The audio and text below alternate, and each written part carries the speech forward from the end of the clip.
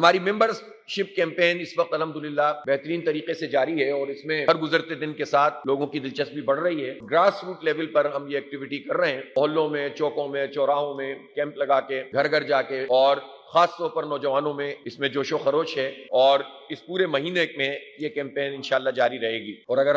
ہم دیکھیں گے کہ اگر مزید بھی اس میں ایکسٹینشن کرنی پڑی تو کریں گے۔ خاص طور پر میں یہ بتانا چاہتا ہوں کہ اس میں ہماری جو مائنورٹی کے افراد ہیں پاکستان میں، جسے ہم پاکستانی برادری کہتے ہیں، انہوں نے بھی دلچسپی کا اظہار کیا ہے اور بڑی تعداد میں وہ ممبر بنے ہیں۔ اسی طرح اوورسیز پاکستانی بھی اس میں ممبرز بن رہے ہیں۔ میں انوائٹ بھی کرتا ہوں پاکستان کے وہ سارے لوگ جو بیرون ملک میں رہتے ہیں، اہم رول ادا کرتے ہیں، ان کا ویسے بھی جو ہے وہ حق ہے کہ ان کو ووٹ کا حق ملے۔ ان کو یہ حق آج تک کسی حکومت نے نہیں دیا ہے، ہمارا مطالبہ ہے کہ ان کو ملنا چاہیے۔ ان کا ایک کنٹریبیوشن ہے پاکستان کی ریمیٹنس میں، اور ہم تو یہ دیکھتے ہیں کہ اس وقت اوورسیز پاکستانی جتنا کنسرن پاکستان سے رکھتے ہیں وہ بہت زیادہ ہے، پولیٹیکلی بھی بہت ایکٹیو ہوتے ہیں اور سوشل میڈیا پلیٹ فارم کو بھی استعمال کرتے ہیں۔ تو ہماری یہ ممبرشپ اوورسیز پاکستانی میں بھی ہو رہی ہے، اور ہم سب سے اپیل کرتے ہیں کہ وہ جماعت اسلامی کا حصہ بنے، جو خدمات جماعت اسلامی انجام دے رہی ہے اس میں اپنا کنٹریبیوشن خود بھی جو ہے وہ شامل کریں۔ خواتین ہیں، انہوں نے بھی بہت اچھے طریقے سے اس کیمپین کو اٹھایا ہے، اور اب یہ کیمپین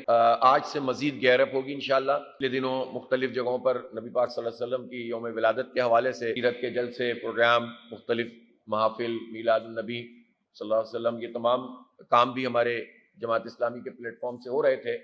تو اب جو دن ہیں اس میں پوری یکسوئی کے ساتھ مزید ایک تیز رفتاری سے یہ ممبرشپ آگے بڑھے گی، اور میری تو تمام میڈیا کے دوستوں سے بھی گزارش ہے، وہ میڈیا ورکرز، وہ صحافی جو تجزیہ نگار اینکرز ہوتے ہیں، ان کو تو ظاہر ہے پولیٹیکلی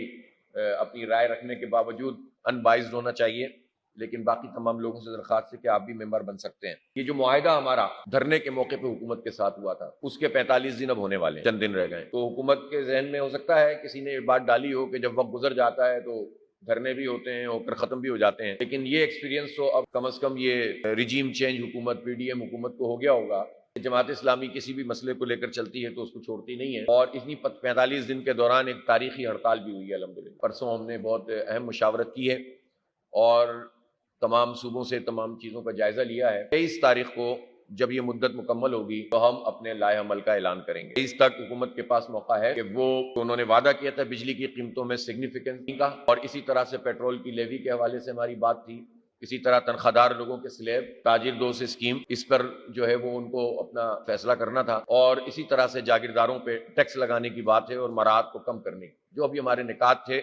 اس کے حوالے سے حکومت کے پاس اب یہ 4-5 دن رہ گئے ہیں۔ 23 تاریخ کو انشاءاللہ ہم لائحہ عمل کا اعلان کریں گے۔ اس لائحہ عمل میں پہیہ جام ہڑتال اور ہڑتالیں بھی ہیں، لانگ مارچ بھی ہے، ٹرین مارچ بھی ہے، اور اسلام آباد کی طرف ایک بہت بڑا پاور شو بھی ہے۔ ہمارے پاس سارے آپشن کھلے ہوئے ہیں۔ حکومت کے پاس ایک ہی آپشن ہے کہ وہ عوام کو ریلیف دے، وہ اگر ریلیف دیں گے وہ